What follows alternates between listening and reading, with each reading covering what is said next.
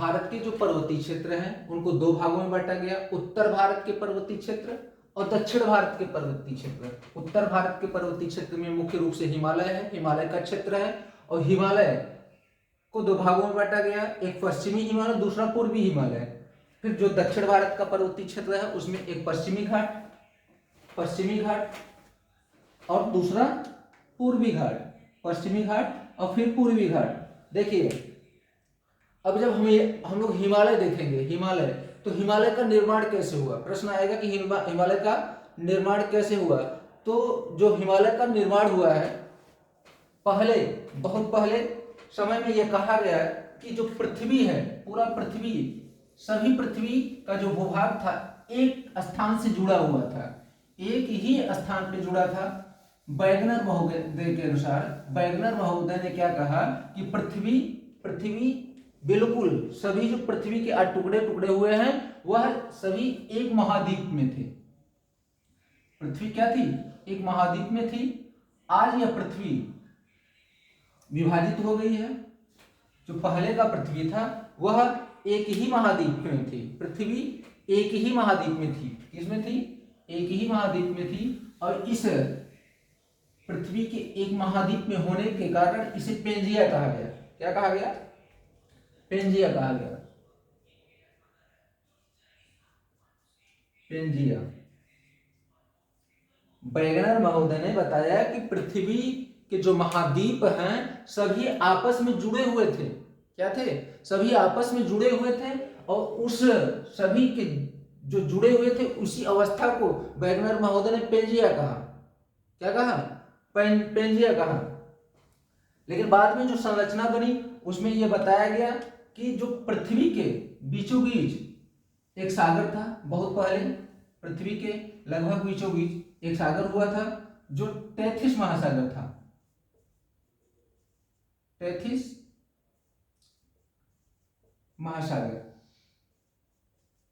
Tethys महासागर, Tethys महासागर। और टेथिस महासागर की जो उत्तर भाग था, उत्तर का जो भाग था उसे गोंडवाना लैंड कहते हैं, गोंडवाना लैंड, गोंडवाना लैंड। और दक्षिण के भाग को अंगारा लैंड। क्या कहते हैं, दक्षिण के भाग को उत्तर के भाग को गोंडवाना लैंड और दक्षिण के भाग को अंगारा लैंड।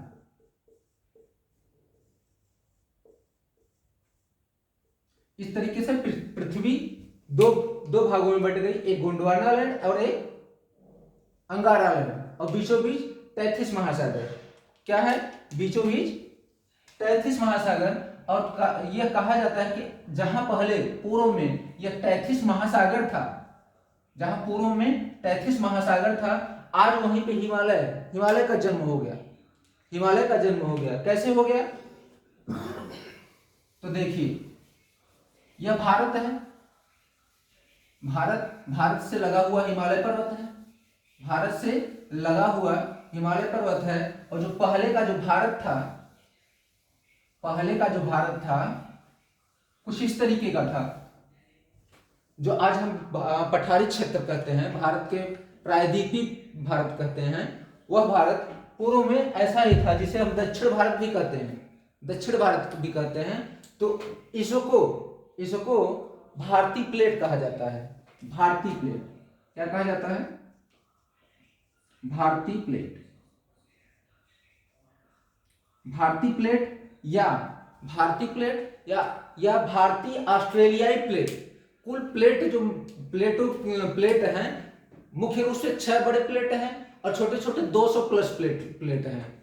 जो विश्व में 6 बड़े प्लेट हैं और छोटे छोटे 200 प्लस प्लेट हैं। तो जो यह है दक्षिण भाग का, दक्षिणी भाग में है वह भारतीय प्लेट है। क्या है, भारतीय प्लेट। और उत्तर में Eurasian plate, Eurasian plate, Eurasian plate. यह प्लेटें क्या हुई, आपस में टकराई एक दूसरे। यह प्लेटें अस्थिर आज भी नहीं है और पहले भी नहीं थी, ये हमेशा एक दूसरे की तरफ बढ़ रही थी, हमेशा एक दूसरे की तरफ बढ़ रही थी। और जो बीच में था ये तैथिस महासागर था, तैथिस महासागर, तैथिस महासागर। तो आपको पता है जहां भी जो नदियां होती हैं, जैसे भारतीय प्लेट, जो ये भारत की पठारी क्षेत्र की नदियां थी, पठारी क्षेत्र की नदियां, तमाम कई नदियां थी, जो नदियां क्या करती थी, अपना जल यहां से लेके, यहां से चल के कहां गिराती थी, तैथिस महासागर में, तैथिस महासागर में अपना जल तैथिस महासागर में ले जाती थी और यहाँ गिरा देती थी। ये जो भारत की प्रायद्वीपीय क्षेत्र की नदियां थी, वो अपना जल इसी तैथिस महासागर में ले जाकर गिरा देती थी, उड़ेल देती थी। और जल नदियां क्या करती थी, अपना जो जल है प्रायद्वीपीय भारत की जो पठार की क्षेत्र की नदियां हैं, वह अपना जल तैथिस महासागर में गिरा देती थी। किस महासागर में, तैथिस महासागर में। और जो यूरेशियन प्लेट या तैथिस महासागर के जो दक्षिण उत्तर में भाग जो था, उत्तर में जो भाग था, वहां से भी जो नदियां आती थी, वह नदियां क्या करती थी, अपने जल को इस तैथिस महासागर में उड़ेल देती थी, गिरा देती थी। किसमें, तैथिस महासागर में। तो आपको पता है कि जो नदियां होती हैं वह जल के साथ नदियां क्या लाती हैं, और औषधि तत्व भी लाती हैं, तमाम प्रकार के औषध भी लाती हैं जल के साथ, जिसमें कंकड़ होता है, कंकड़ बालू, कीचड़, और वनस्पतियां भी होती हैं।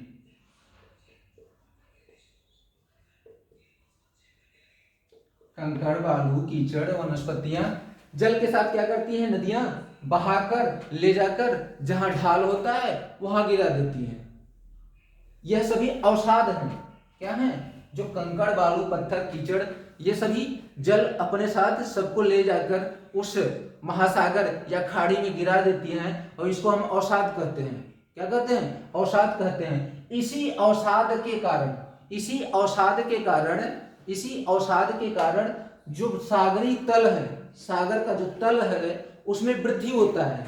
सागरी तल में क्या होती है, सागरी तल में जो सागरी का तलीय क्षेत्र है उसमें वृद्धि होती है, निरंतर वृद्धि होती है, और वृद्धि होते होते वह ऊपर उठ जाती है। क्या होती है, वह ऊपर उठ जाती है। कहने का मतलब यह है कि जो सागरी तल में वृद्धि होती है, और वह धीरे धीरे सागर क्या हो जाता है, पट जाता है, सागर पट जाता है। किससे, अवसादों के कारण, अवसाद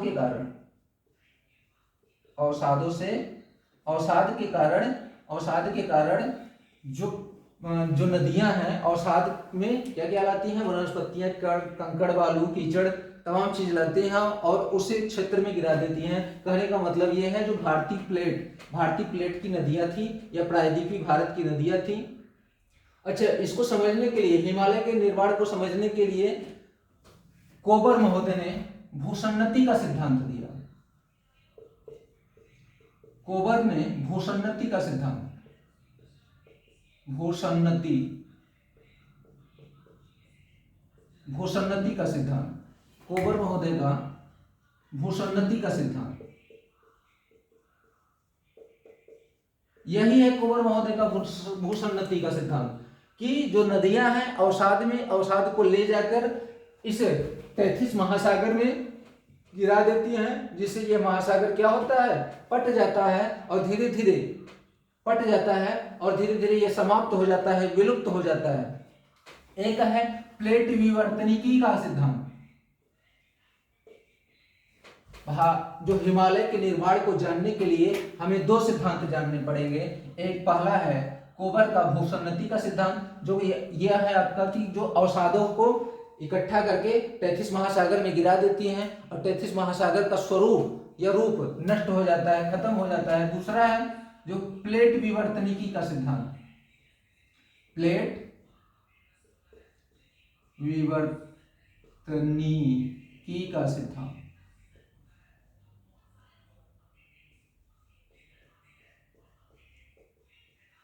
सिद्धांत, प्लेट विवर्तनिकी का सिद्धांत और कोबर के भूसन्नति का सिद्धांत।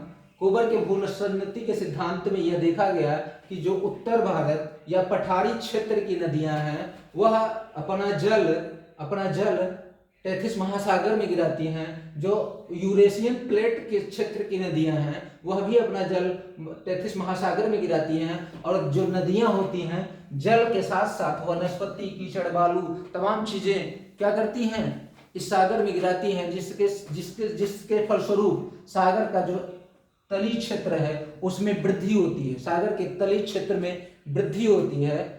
सागर के तली क्षेत्र में वृद्धि होती है। क्या होती है? सागर के तली क्षेत्र में वृद्धि होती है। इसी प्रक्रिया को अवसादों का उत्थान कहते हैं। अवसादों का उत्थान कहते हैं, जिसके फलस्वरूप तैथिस महासागर धीरे धीरे क्या हो गया? विलुप्त हो गया और हिमालय पर्वत का निर्माण हो गया। हिमालय पर्वत का निर्माण हो गया। ये हो गया आपका कोबर का भूसन्नति का सिद्धांत। दूसरा है प्लेट विवर्तनिकी का सिद्धांत। प्लेट विवर्तनिकी का सिद्धांत। प्लेट विवर्तनिकी में क्या बताया गया? उसमें महोदय ने क्या बताया कि जो भारतीय प्लेट है और यूरेशियन प्लेट है यह अस्थिर है। यह दोनों अस्थिर हैं और क्या कर रही हैं? इस महासागर की तरफ दोनों खिंचाव कर रही हैं। दोनों आपस में एक दूसरे की तरफ बढ़ रही हैं और इसी बढ़ने के कारण इसमें दोनों में बल लग रहा है। दोनों में बल के फलस्वरूप यह आपस में एक दूसरे के करीब आ रही हैं और इसी बल के कारण इसमें टकराव होता है। इन दोनों प्लेटों में टकराव होता है। भारतीय प्लेट और यूरेशियन प्लेट में क्या होता है? टकराव होता है जिसके फलस्वरूप हिमालय पर्वत का निर्माण होता है। इसी टकराव के कारण जब दो प्लेटें आपस में टकराएंगी तो वहां का जो भूभाग है, वहां की जो भू आकृति है वह बदल जाएगी। वहां का जो समतल आकृति है वह बदल जाएगी और क्या हो जाएगा? पर्वत का रूप धारण कर लेगा। जिससे हिमालय पर्वत का निर्माण हुआ, जिसमें बल के कारण क्या हुआ?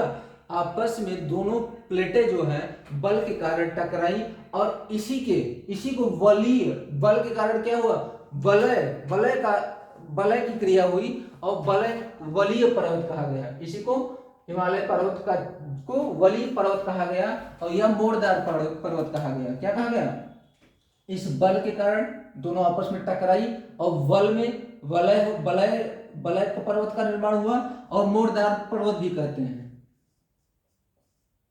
मोड़दार पर्वत या वलीय पर्वत।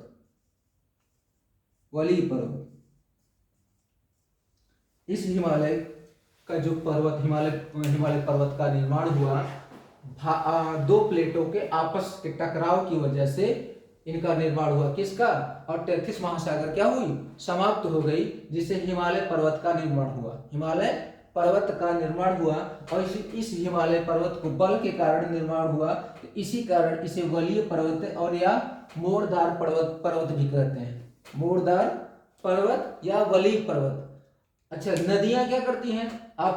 नदियां अपने जल के साथ अवसादों को ले जाकर जहां ढलान होता है, सागर होता है, महासागर होता है या खाड़ी में गिरा देती हैं। क्या करती हैं? गिरा देती हैं, जिससे वहां का जल स्तर ऊंचा हो जाता है, तली क्षेत्र में विकास हो जाता है और धीरे धीरे वह क्षेत्र पट जाता है और फिर मैदानी या पहाड़ी या पठार के रूप में बदल जाता है ना। तो क्या करती हैं ये नदियां जो हैं अपने साथ साथ जल के साथ कंकड़, बालू, कीचड़ और पेड़ पौधे भी ले गई। क्या की? पेड़ पौधे भी ले गई।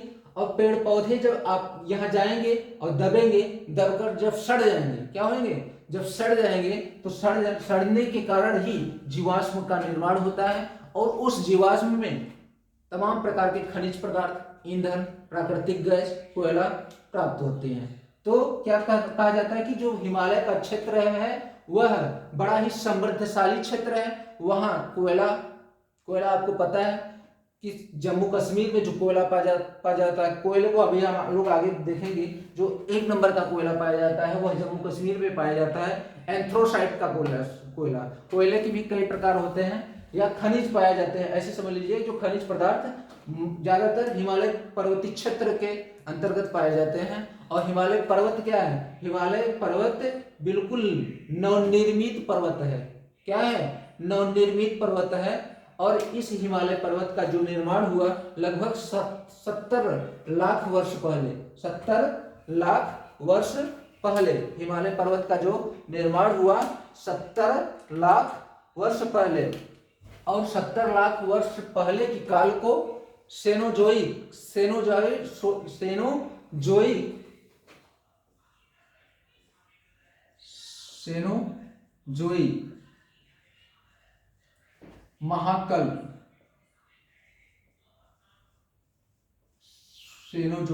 महाकल्प के नाम से जानते हैं। इस 70 लाख वर्ष 70 लाख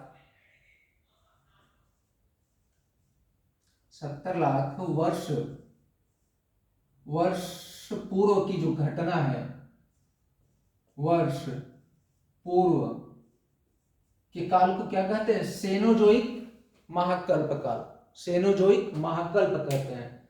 ठीक है, तो हम लोगों ने क्या देखा कि जो भारत का जो पर्वतीय क्षेत्र है, भारत के पर्वतीय क्षेत्र को 2 भागों में बांटा गया। भारत के पर्वतीय क्षेत्र को 2 भागों में बांटा गया, एक उत्तर भारत के पर्वतीय क्षेत्र, एक दक्षिण भारत के पर्वतीय क्षेत्र। एक उत्तर भारत के पर्वतीय क्षेत्र और दूसरा दक्षिण भारत के पर्वतीय क्षेत्र। उत्तर भारत के पर्वतीय क्षेत्र में हिमालय देखे हैं।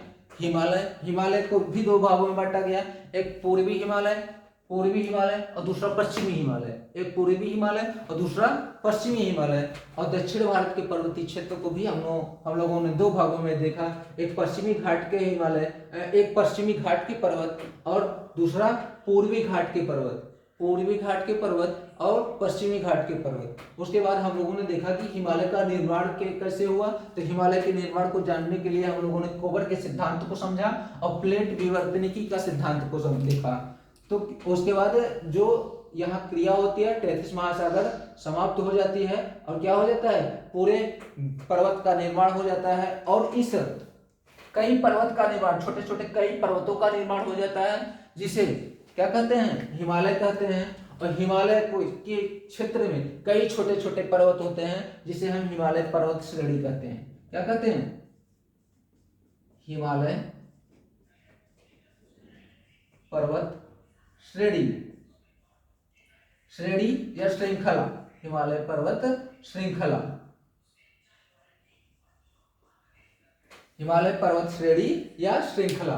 तो हिमालय पर्वत श्रेणी या श्रृंखला, अब हम लोग जानेंगे आगे वाले चैप्टर में कि हिमालय पर्वत का हम लोगों ने निर्माण देख लिया और इसकी अवस्था देख ली कि यह कैसे निर्मित हुआ और कहाँ है यह उत्तर भारत में कहाँ है, दक्षिण भारत में इसका कहाँ है। दक्षिण भारत के जो छोटे छोटे पर्वत हैं उसे भी हिमालय पर्वत का ही अंश माना जाता है। दक्षिण भारत के जो छोटे छोटे पर्वत हैं वह भी हिमालय पर्वत का ही एक भाग है। जो प्रायद्वीपीय भारत में है, जो प्रायद्वीपीय पठारों में है, जहां से तमाम प्रकार के खनिज, औषधियां, कोयला, सोना, चांदी जमीन के अंदर से, इन पर्वतों के अंदर से मिलता है। अच्छा, इन अवसादों के कारण क्या हुआ? हिमालय पर्वत का निर्माण हुआ। अवसाद के कारण हिमालय पर्वत का निर्माण हुआ, तो अवसादी चट्टान कहा गया। यहां से जो चट्टान प्राप्त हुए उन्हें हम क्या कहते हैं? अवसादी चट्टान। अवसादी चट्टान हिमालय पर्वतीय क्षेत्र में पाए जाते हैं, जिनकी कीमत बहुत होती है, ये अमूल्य होते हैं। इसके साथ साथ तमाम प्रकार के कोयला, खनिज, प्राकृतिक गैस आदि पाए जाते हैं। इसके बाद हम लोग आगे देखेंगे हिमालय पर्वत को कितने भागों में बांटा गया, हिमालय पर्वत को कितने भागों में बांटा गया उसको पढ़ेंगे। हिमालय पर्वत को लगभग 4 भागों में बांटा गया, ट्रांस हिमालय, बृहद हिमालय, लघु हिमालय और शिवालिक हिमालय। अगली क्लास में हम आगे उसको देखेंगे। धन्यवाद।